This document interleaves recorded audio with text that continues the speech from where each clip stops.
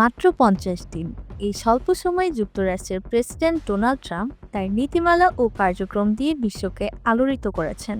দ্বিতীয় মেয়াদে শপথ নেয়ার পর থেকেই তিনি একের পর এক সিদ্ধান্তে বিশ্ব রাজনীতিতে ঝড় তুলেছেন।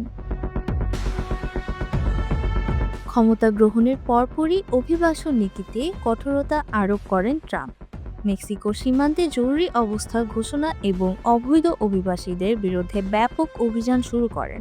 তার এই পদক্ষেপে যুক্তরাষ্ট্র জুড়ে মিশ্র প্রতিক্রিয়া দেখা যায়। চীন, মেক্সিকো ও কানাডার পণ্যের উপর বাড়তি শুল্ক আরোপের ঘোষণায় বিশ্ব অর্থনীতিতে অস্থিরতা দেখা দেয়।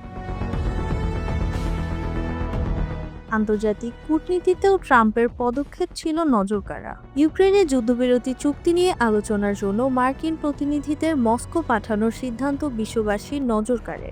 পরিবেশ নীতিতেও পরিবর্তন আনেন ট্রাম্প। প্যারিস জলবায়ু চুক্তি থেকে যুক্তরাষ্ট্রকে প্রত্যাহারের ইঙ্গিত দিয়ে পরিবেশবাদীদের উদ্বেগ বাড়ান। তবে তার মুসলিম নিষেধাজ্ঞা নিয়ে নতুন উদ্যোগ বিশ্বজুড়ে সমালোচনার জন্ম দেয়। মুসলিম প্রধান দেশগুলোর নাগরিকদের ওপর ভ্রমণ নিষেধাজ্ঞা আরোপের পরিকল্পনা মানবাধিকার সংগঠনগুলোর তীব্র প্রতিক্রিয়ার সম্মুখীন হয়। মাত্র ৫০ দিনে ট্রাম্পের এই পদক্ষেপগুলো বিশ্ব রাজনীতিতে নতুন সমীকরণ তৈরি করেছে। তার নীতিমালার প্রভাব কতটা স্থায়ী হবে তা সময়ই বলে দেবে।